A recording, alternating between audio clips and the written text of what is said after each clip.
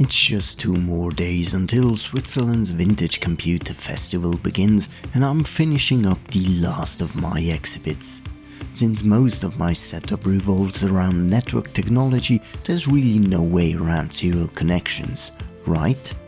As a showcase, I'll bring along my PHINTAGE P11 replica, but this time I won't just use my Mac as a serial terminal.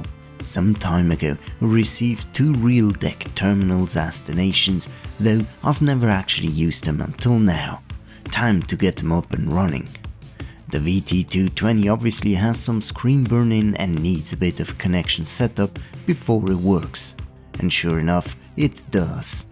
Luckily, a small tweak on the brightness dial makes the burned-in image disappear. I also checked out the VT320, which works just fine as well. So what do you think? Should I bring the amber on black or the green on black terminal? Of course, I'll also have some DOS machines that can handle serial and parallel connections, whether through Interlink or the classical app link. And what about a dial-up internet connection? Possibly using a Raspberry Pi emulating an analog modem and Internet Explorer on Windows 3.1, surfing the net like it's 1996. Want to see it in real life? Come visit us at the Swiss Vintage Computer Festival, November 8th and 9th, 2025 at the Enter Technology Museum in Derendingen. Thanks for watching, and I'm looking forward to seeing you there.